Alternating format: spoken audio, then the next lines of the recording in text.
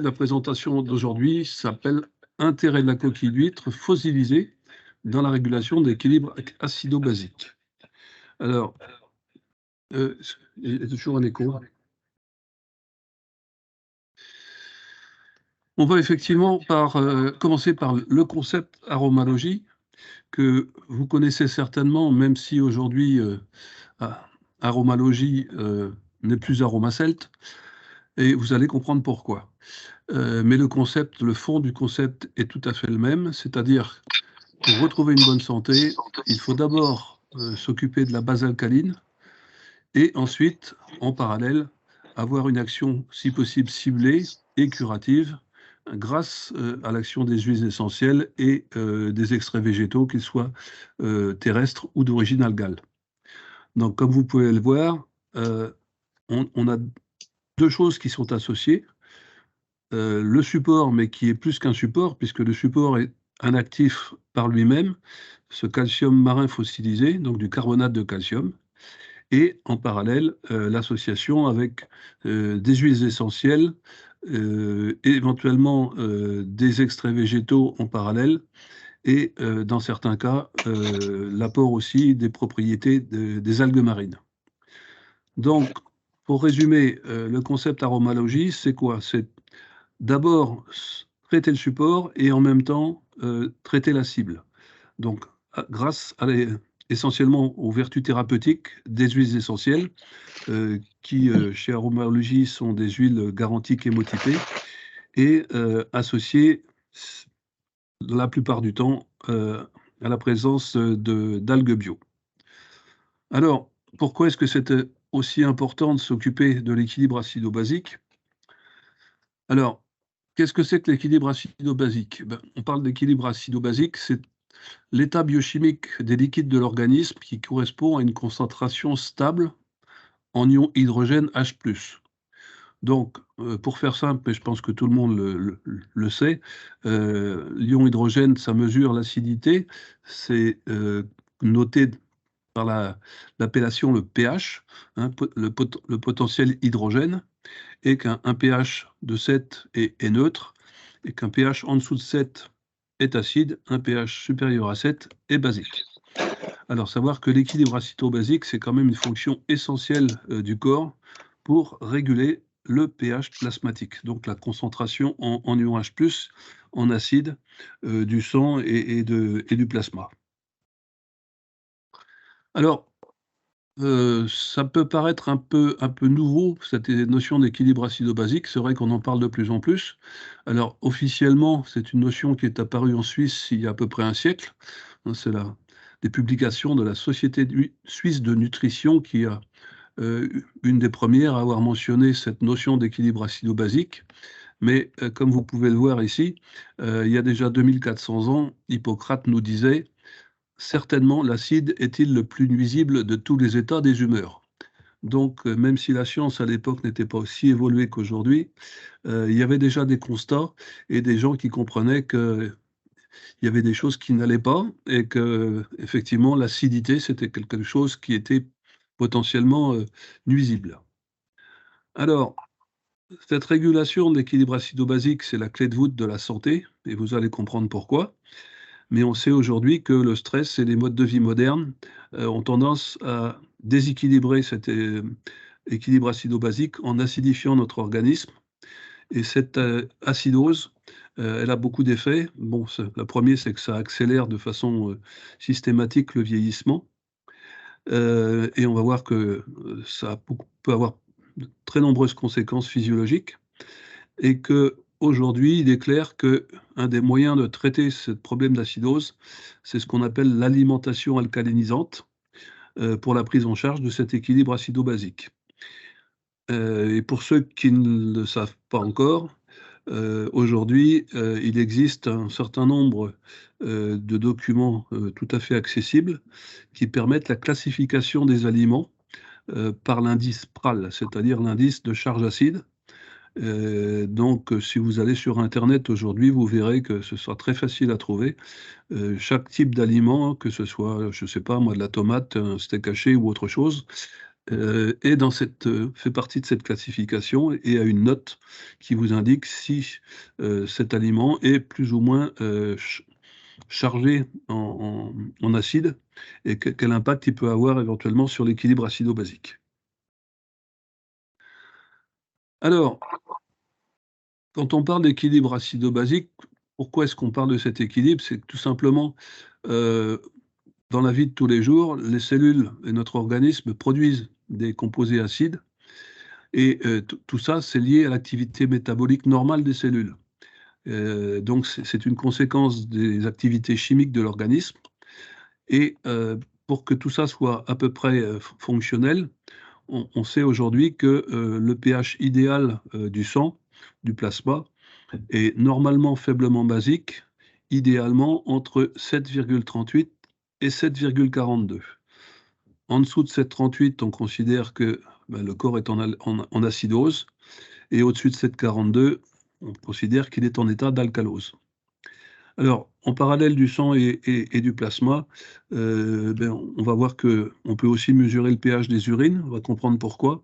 Alors lui, classiquement, il varie entre 5,2 et 6,4, ce qui est logique dans la mesure où, les urines sont un des moyens, de régler cet équilibre acido-basique par l'élimination, des ions H+, donc il est normal que les urines soient plus acides que le sang. Alors, quand on parle de ce problème d'équilibre acido-basique, les scientifiques considèrent aujourd'hui qu'à l'âge adulte, à peu près la moitié de la population des pays évolués se trouve en situation d'acidose métabolique latente. Ce qui est encore plus vrai chez les seniors, c'est plus d'une personne sur 2, qui est en acidose de façon chronique.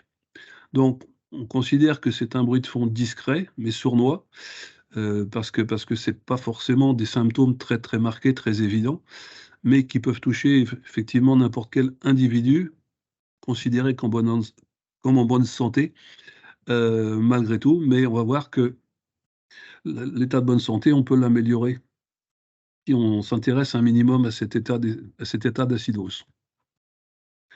Alors, d'où vient l'origine, enfin d'où vient l'acidose métabolique? Alors, comme je vous l'ai expliqué tout à l'heure, quelque part, c'est normal, que le corps produise des acides. Maintenant, ce qui est anormal, c'est quand, cet équilibre va du mauvais côté, c'est-à-dire que quand le pH descend en dessous de 7,35, alors il peut y avoir effectivement différentes raisons. La première, c'est une charge excessive, d'acide, alors qui peut être d'origine exogène, alimentaire, ou endogène par des dérèglements internes. C'est lié aussi potentiellement à la perte excessive de bicarbonate. On va voir l'importance du bicarbonate dans la régulation et cette perte excessive se fait essentiellement, quand il y a un problème, au niveau du rein et parallèlement, dans certains cas, le rein ne fonctionnant pas bien, on peut avoir aussi en parallèle un défaut d'excrétion, de la charge acide et il est démontré aujourd'hui que, les principaux facteurs qui, impactent le plus fortement l'équilibre acido-basique, c'est d'une part le stress de nos sociétés, occidentales, de nos sociétés évoluées et en parallèle, l'alimentation et on va voir effectivement que, l'alimentation d'aujourd'hui n'est plus celle qu'elle était avant et qu'elle est en partie responsable aussi, de ces apports, de substances acides. Alors tout ça parce que quand on regarde un petit peu dans le temps ce qui s'est passé, nos ancêtres avaient un mode de vie très différent de celui qu'on a aujourd'hui. À l'époque, l'homme, s'est développé et a évolué en tant que chasseur-cueilleur et vous pouvez voir sur l'écran que, à l'époque, l'activité métabolique était, très importante, hein, c'est ce qui est représenté en rouge-violet et qu'en parallèle de ça, pour pouvoir subvenir à ses besoins énergétiques, hein, que ce soit pour courir, pour aller chasser, pour, se protéger, enfin éventuellement ne pas se faire manger par les bêtes sauvages, l'homme était en perpétuel mouvement. Heu, donc pour pouvoir assumer cette dépense calorique et il mangeait beaucoup, mais il mangeait, par rapport à ses besoins Et il mangeait un grand nombre de micronutriments dans la mesure où effectivement il mangeait des choses relativement variées et qui étaient tout à fait naturelles. Et on voit qu'au cours du temps, l'évolution a fait que l'activité physique chez l'homme a diminué progressivement, mais très régulièrement, qu'en parallèle, on a continué à manger et parfois un peu plus que nécessaire. Et en parallèle aussi, l'alimentation est devenue de plus en plus transformée, donc une perte de micronutriments de qualité en termes de vitamines, en termes d'oligo-éléments ou éventuellement de minéraux. Donc, les 3 facteurs essentiels qui induisent aujourd'hui essentiellement l'acidose chronique, chez l'homme, c'est la sédentarité, donc la diminution de l'activité physique.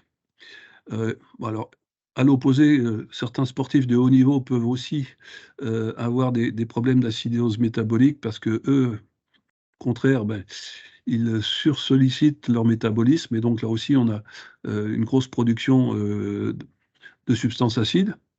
Le niveau de stress de la société aujourd'hui, donc ça agit sur, le magnésium, les hormones corticosurrénales et donc tout ça, ça déséquilibre aussi la régulation de l'équilibre acido-basique et le mode alimentaire, comme je l'ai dit, avec, l'apparition, d'une part de produits transformés et le fait que globalement, pour la plupart, on mange plus qu'on ne devrait par rapport à nos dépenses. Alors, en parallèle de ça, notre alimentation est devenue un peu inadaptée par rapport à nos besoins physiologiques. En général, aujourd'hui, on constate, une insuffisance d'apport en produits végétaux complexes, hein, les légumes, les fruits, les légumes secs, les fibres. Heu, En parallèle, un excès d'apport en sucre rapide, et en graisses saturées. Tous les La plupart des produits aujourd'hui, effectivement, contiennent des sucres. Le sucre en tant que glucose, il y a même quelques centaines d'années, n'existait pas. Donc on mangeait essentiellement du fructose ou des sucres complexes. Mais, les sucres rapides, il y en avait le sucre en tant que tel, comme on l'achète aujourd'hui, n'était pas disponible.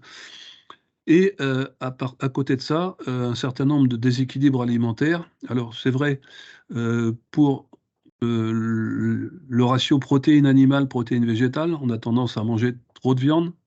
Le ratio protéines-potassium, le ratio, des acides gras oméga 6, oméga 3, là aussi on pourra en reparler, enfin on aura l'occasion d'en parler un jour, lors d'un séminaire spécifique, à l'alimentation en lipides.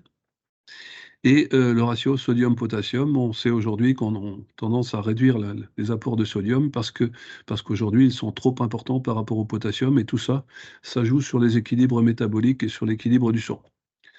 Alors on voit aussi l'illustration de ce qu'on appelle aujourd'hui les calories vides ou les calories pleines.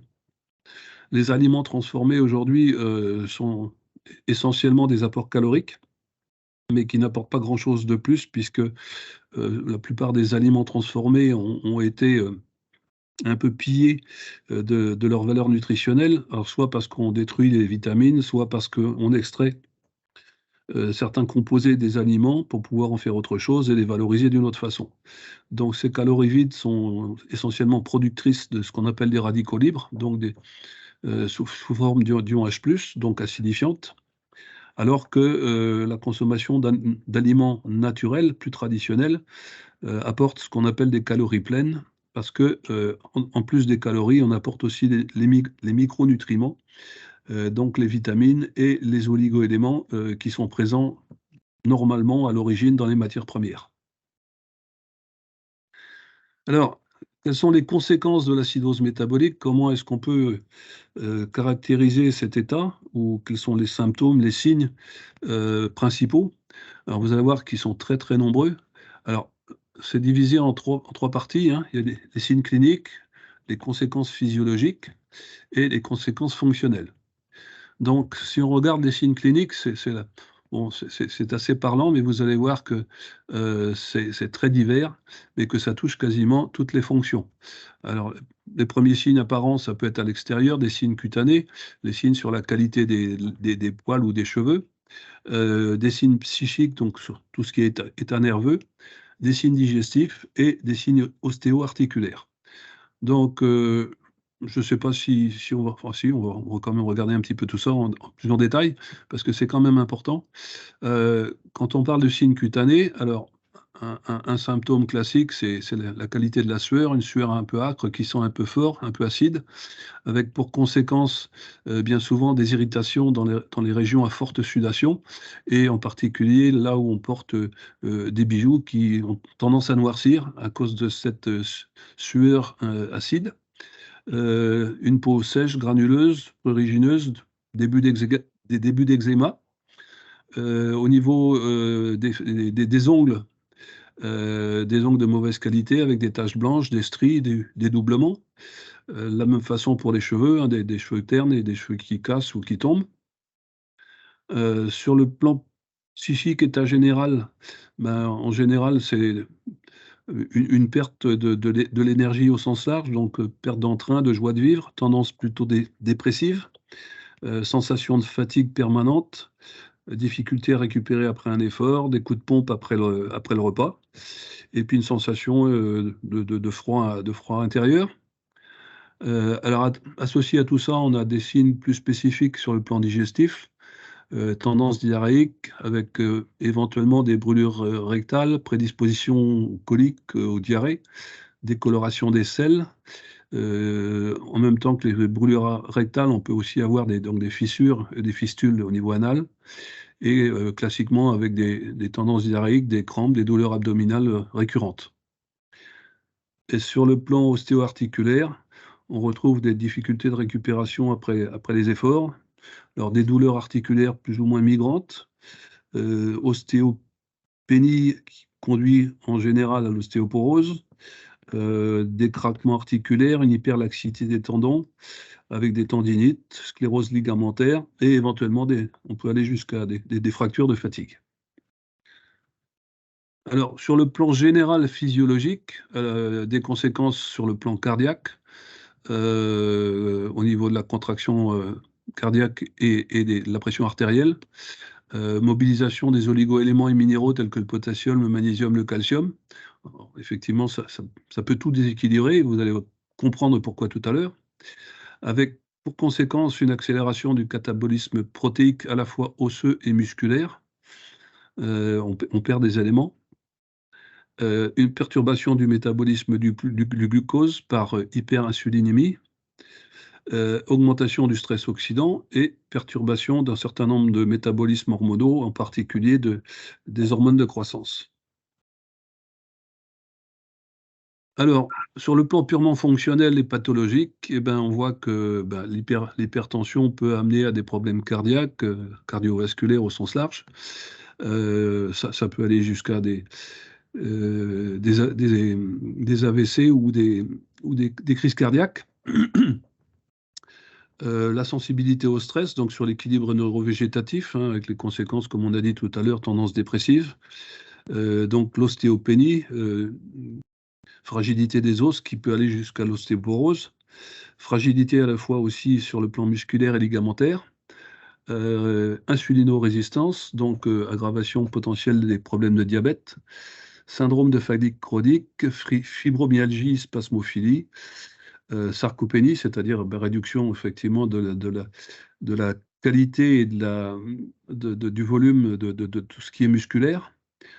Élévation du risque de lithiase rénale et en cas de cancer, un risque d'aggravation de la progression du développement de ces cancers.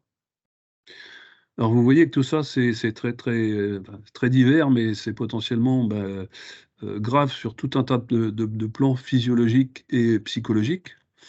Et donc il est important, nous avons considéré, que c'était une action prioritaire de s'occuper de l'équilibre acido-basique, avant de vouloir éventuellement, traiter de façon plus spécifique telle ou telle affection.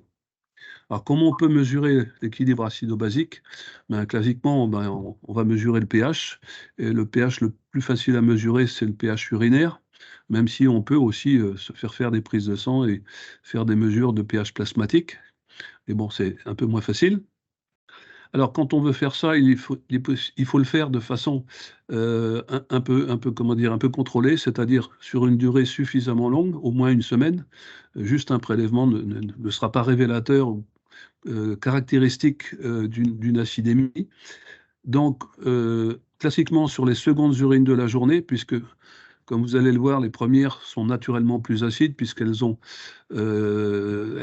riches en acides qui ont été éliminés pendant la nuit. Alors, chez une personne en bonne santé, le pH des urines variera entre 5 et 7,5 en fonction essentiellement du moment de la journée. Les valeurs idéales se situant entre 6,2 et 6,8 le matin et entre 6,8 et 7,5 le soir. Alors, je pense que vous connaissez tous les bandelettes pH. Là, on a une petite illustration qui nous montre qu'effectivement, quand on a un milieu acide, le pH, il est en dessous de 7. Là, on a un pH à 5,2. Et si on rajoute dans le milieu acide un peu de carbonate de calcium en particulier, ce rajout de carbonate va permettre au pH de remonter. Donc, on voit l'effet alcalinisant d'une substance comme le carbonate sur le pH. Et à droite, une illustration, là, sur des tests urinaires, comme je vous l'ai expliqué tout à l'heure, donc minimum de prélèvements par jour et faire une moyenne sur une semaine. Donc, une urine acide au départ de ce test, et au bout de un mois de cure avec un apport de carbonate de calcium par voie orale pendant un mois, donc 3 grammes par jour, on voit que le pH de cette personne, le pH moyen, est remonté à 7,3. Donc, démonstration d'efficacité de l'alimentation alcalinisante. Donc, sur le plan pratique, quand? Plutôt les deuxièmes urines du matin, avant le déjeuner, avant le dîner. Prendre des bandelettes qui soient suffisamment sensibles pour effectivement faire la distinction entre un pH. Si on a juste des bandelettes, si on sait 7, 6, 5, ce ne sera pas suffisant. Donc, il faut des bandelettes quand même assez précises. Donc, fiche de recueil d'analyse, minimum 7 jours. Donc, faire la moyenne et faire en sorte effectivement que pendant cette période de contrôle, on ne modifie pas de façon trop caractéristique les habitudes de vie, hein, que ce soit sur le plan alimentaire ou autre, ne pas faire d'excès pendant cette période-là, ni dans un sens ni dans l'autre. Donc, classiquement, le matin, les urines entre 5,5 et 6,5, le midi, entre 6,5 et 7, et le soir, plutôt 7 à 7,5. Alors ça, c'est les urines. Maintenant, effectivement, si on a des niveaux, enfin des niveaux de pH dans les urines qui sont de cet ordre-là, théoriquement, le pH du plasma n'est pas forcément déséquilibré. Alors, quand on veut réguler l'équilibre acide-basique, l'objectif, c'est quoi? Eh ben, c'est de maintenir le pH du milieu extracellulaire autour de 7,4, donc entre 7,36 et 7,42. Mais bon, comme vous le comprenez, le métabolisme fait que au quotidien et en permanence, on a des afflux de production d'acide par la transformation de l'alimentation et par la respiration cellulaire.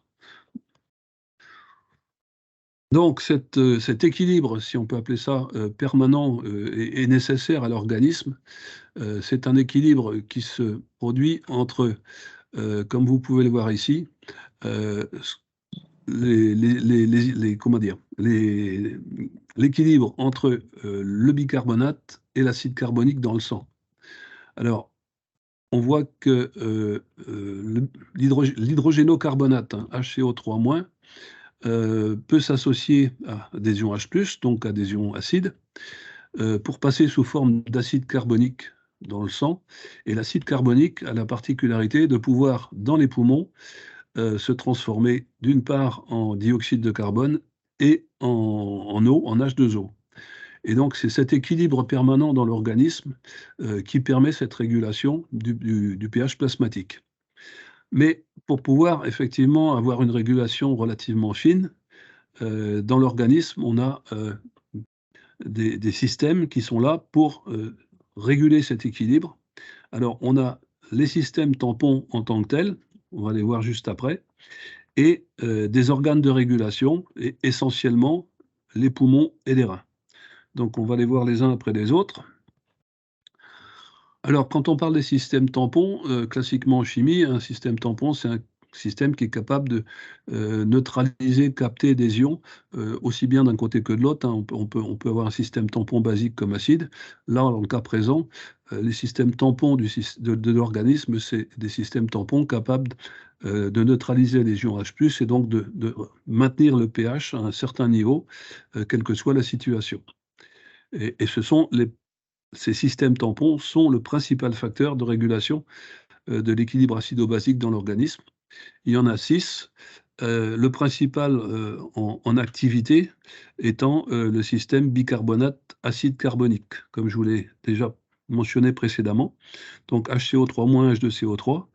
Mais il en existe d'autres, hein, comme vous pouvez le voir, que ce soit hémoglobinate, hémoglobine. Donc à chaque fois, on a la possibilité sur des molécules de type anionique de pouvoir fixer un H+, et donc HB- devient HBH, de la même façon que les protéines ou les phosphates sont transformés PO4H- devient PO4H2, et les acides organiques qui sont présents dans le sang aussi, les acides organiques faibles, peuvent être sous les deux formes, donc RCO- ou RCOH quand ils sont stabilisés. Donc tous ces systèmes permettent de fixer des ions H+, et éventuellement de les éliminer. Donc après les systèmes tampons, on a les organes de régulation, comme je vous l'ai dit, les poumons et les reins. Alors, vous allez très vite comprendre quand vous regardez la petite équation qui est en bas de la diapositive. D'un côté, on a les reins, au milieu, on a le sang, entre guillemets, et de l'autre côté, on a les poumons.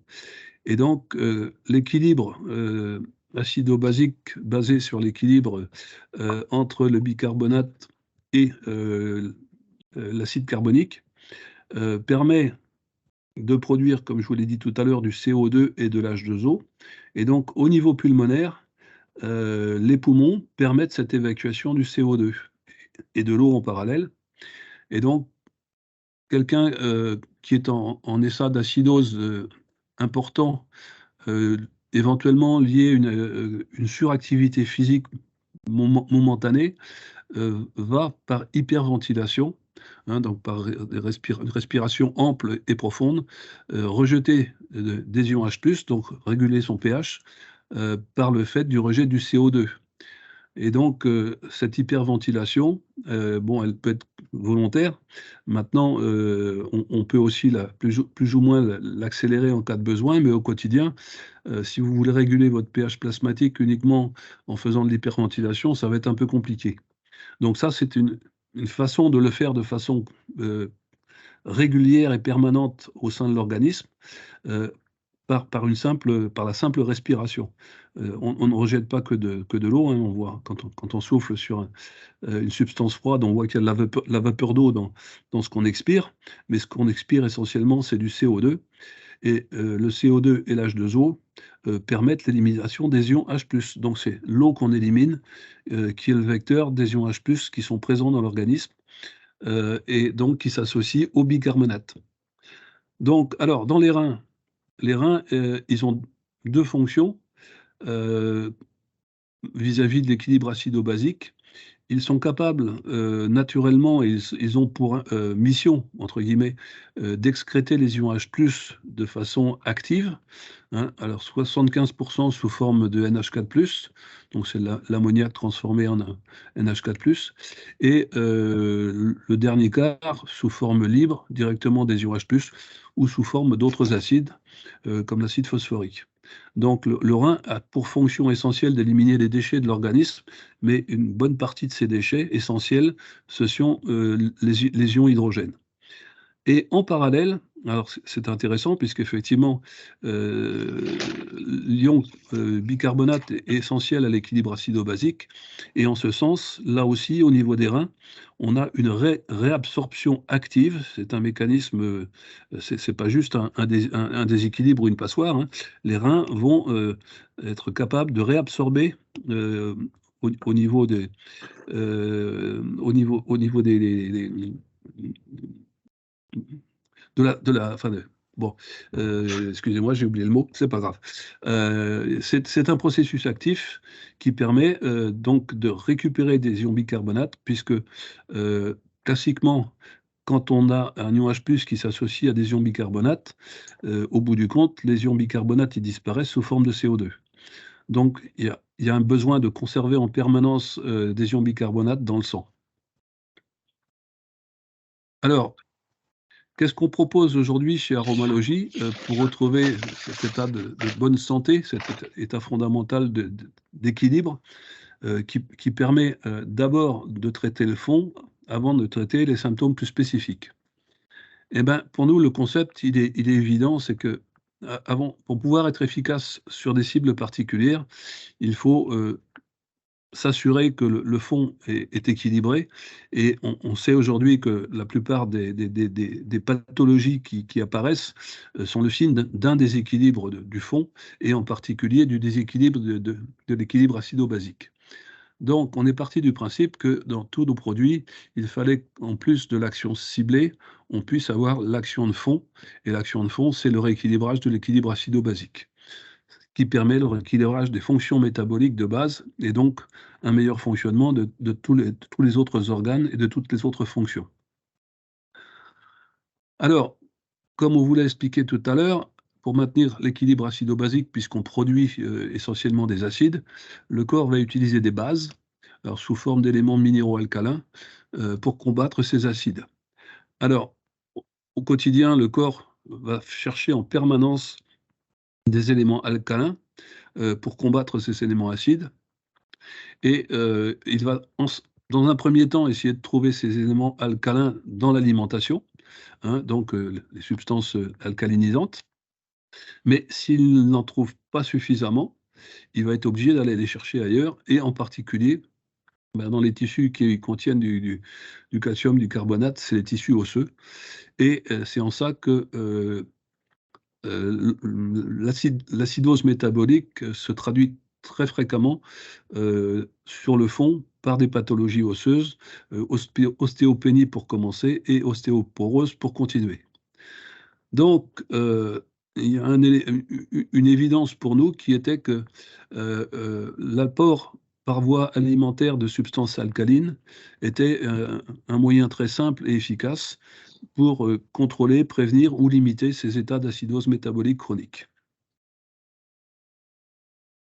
Alors, qu'est-ce qu'on fait? En fait, comme on l'a vu, l'ion bicarbonate est essentiel à l'équilibre acido-basique et c'est un élément qui est, en fait, contenu dans le carbonate de calcium, qui, par nature, est faiblement soluble dans l'eau, qui est le constituant principal des calcaires comme la craie, hein, le carbonate de calcium, CaCO3. Et vous voyez que, sous sa forme, chimique, il peut apporter du bicarbonate et naturellement, il est un constituant très fréquent et très important, dans les coquilles d'animaux marins, dans le corail, et dans les coquilles d'œufs d'oiseaux. Alors à l'état le calcaire minéral, donc carbonate de calcium, à l'état non pulvérulent pardon et non soluble. Et à l'état pulvérulent, quand il est vraiment, broyé très finement, il est faiblement soluble. Mais on sait qu'en milieu acide, et le tube digestif est un milieu relativement acide, le carbonate de calcium, se convertit en bicarbonate de calcium, donc CaHCO3 2 fois, qui lui est très soluble dans les milieux aqueux et capable donc de passer la barrière intestinale. Donc c'est ce qui est illustré, en bas de la diapositive. Carbonate de calcium en milieu acide, donc avec des ions H+, hein, CaCO3 qui au départ est insoluble, devient du bicarbonate de calcium soluble, CaHCO3 2 fois. Donc ça, c'est la première étape, ça se passe dans le tube digestif Et ensuite, une fois que le bicarbonate est passé dans le sang, là, il peut se dissocier, c'est-à-dire que le calcium peut être substitué par des ions H+, et donc on a un hydrogénocarbonate qui devient de l'acide carbonique, H2CO3. Acide carbonique, comme on l'a vu, qui est soluble et qui passe dans le sang, et qui, dans les voies respiratoires, se dissocie en dioxyde de carbone, donc CO2 plus H2O. Donc les ions H+ sont passés du sang dans les voies respiratoires et donc dans le souffle que l'on expire sous forme d'eau.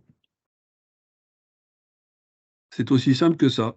Et tout ça en préservant effectivement les réserves minérales de l'organisme, dans la mesure où ce bicarbonate de calcium est apporté par voie alimentaire. Alors, vous savez sans doute que depuis quelques jours, Aromacelt est devenu Aromalogie. Alors, il y avait plusieurs raisons à ça, mais une des raisons, c'est que, en plus du changement de look des produits, il y a un changement fondamental, dans la composition des produits.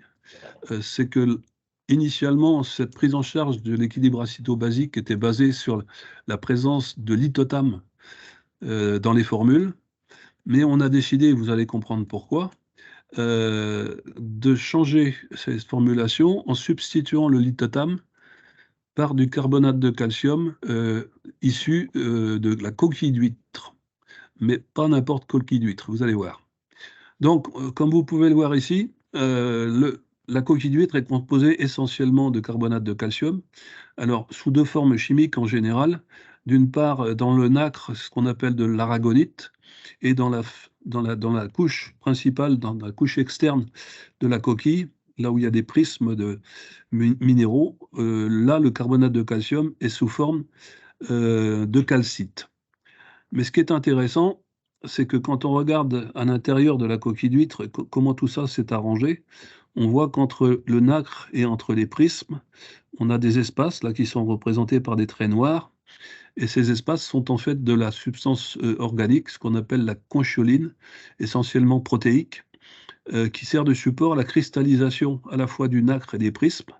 Mais on voit que cette substance emprisonne, entre guillemets, le carbonate de calcium. Donc, pourquoi est-ce qu'on va parler aujourd'hui de coquille d'huître fossilisée? Tout simplement parce que la fossilisation ou la diagenèse de la coquille d'huître, elle a des intérêts à la fois sur le plan physico-chimique et biochimique.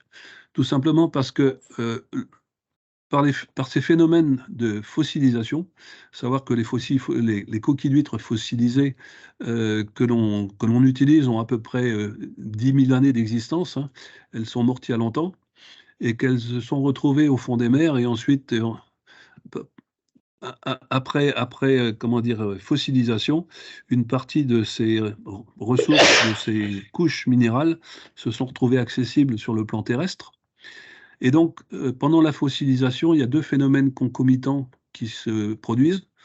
La première, c'est la dissolution du réseau des enveloppes organiques, hein, que je vous ai montré, la fameuse conchyoline. Ça libère les espaces entre les structures cristallines et ça diminue la teneur en matière organique, de la coquille, et une partie de l'aragonite, donc du nacre, qui va recristalliser, sous la forme de calcite qui est plus soluble. Donc, quels sont ses intérêts? Eh ben, tout simplement, la fossilisation, permet dans certains environnements chimiques, acides tels que le tube digestif, une libération progressive, rapide mais totale du carbonate de calcium qui constitue cette coquille d'huître.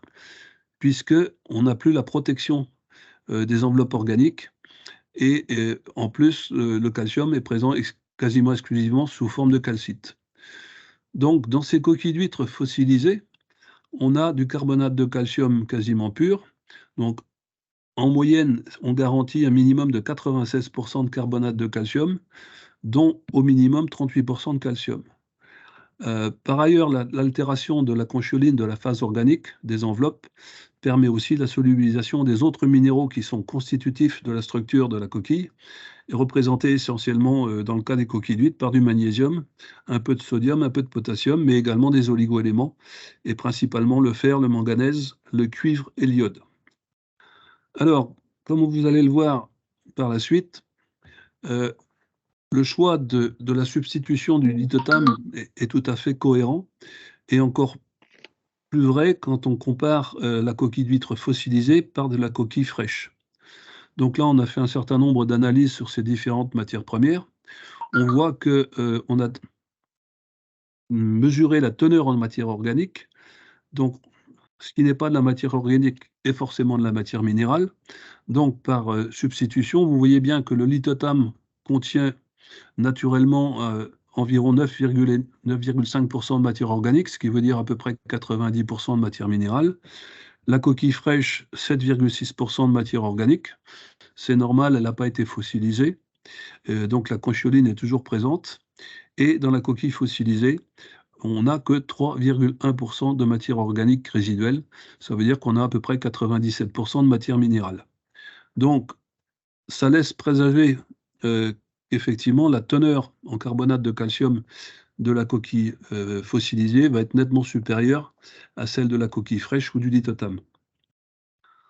Alors, quand on analyse, effectivement, c'est ce qu'on retrouve.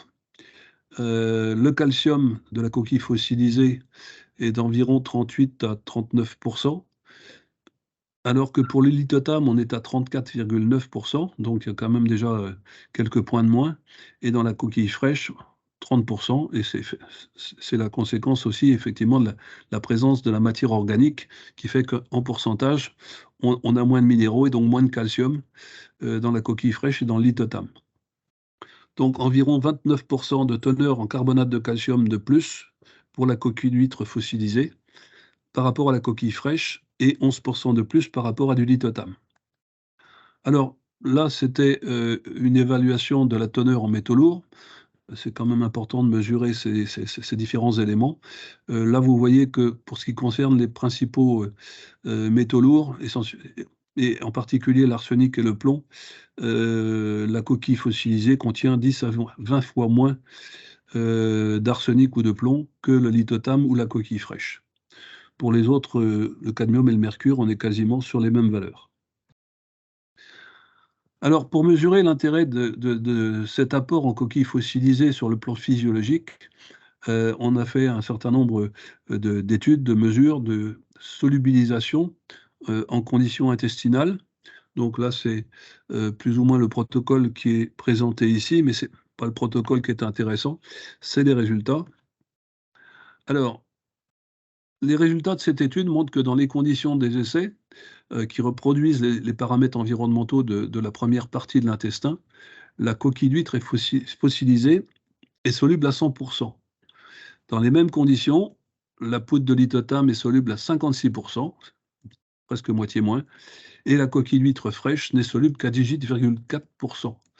Et on comprend effectivement pourquoi, parce qu'effectivement, la fossilisation a permis l'élimination de la matière organique et donc des enveloppes protectrices qui entourent le carbonate de calcium dans la matière première, et donc une bien meilleure accessibilité à la solubilisation et aux attaques acides.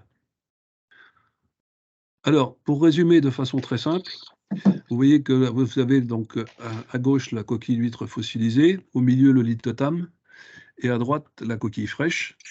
Donc pour 1 gramme de ces trois matières, la teneur en calcium, en carbonate de calcium, est de 960 mg pour la coquille d'huître fossilisée. Elle est de 870 mg pour le lithotame, donc à peu près moins 10% de teneur en carbonate, et de 30% en moins pour la coquille fraîche, puisque on mesure à peu près 750 mg de carbonate de calcium dans la coquille fraîche. Alors ça, c'est la première étape. On a du carbonate de calcium dans l'intestin, mais ensuite, il faut qu'il soit soluble et qu'il puisse passer la barrière intestinale. Et on voit, on a fait la démonstration dans nos études, que la solubilisation du carbonate de calcium de la coquille d'huître fossilisée était de 100%, de 56% seulement pour le lithotame et de 18%, encore beaucoup moins bien, pour la coquille d'huître fraîche.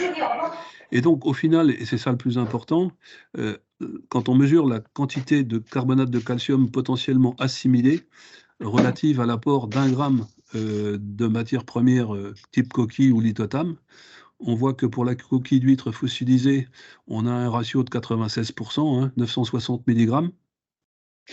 Pour le lithotam, ce qui est déjà pas mal, mais bon, à peu près 500 milligrammes, donc 50 de ce qu'on peut avoir avec la coquille fossilisée.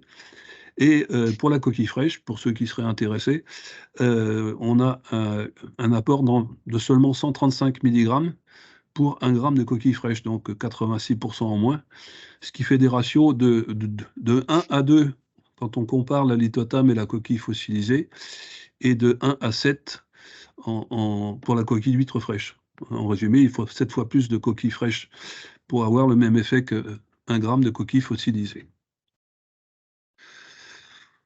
Donc, pour résumer, comme vous l'avez vu, la régénération de la base alcalide est essentielle à un bon équilibre acido-basique, en particulier grâce à l'apport de carbonate de calcium. Et celui que l'on apporte aujourd'hui sous forme de coquille fossilisée est parfaitement assimilable. Associé à ça, on a des actions curatives ciblées grâce aux huiles essentielles et aux algues. Et en global, une présentation galénique sécurisée pour l'apport des huiles essentielles, puisque, comme vous le savez déjà, les huiles présentées, formulées chez Aromalogie, sont sur le support minéral, donc sur le carbonate de calcium. Et donc ça permet un apport tout à fait sécurisé sur le plan galénique, dans la mesure où tout ça c'est sous forme de gélules, et que les huiles sont donc protégées, elles sont équilibrées en termes de formulation, et sont beaucoup plus biodisponibles quand elles arrivent dans l'intestin.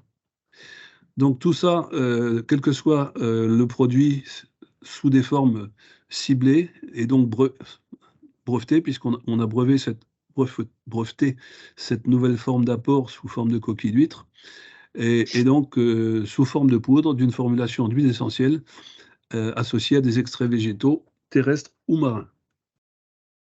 Voilà, merci pour votre attention.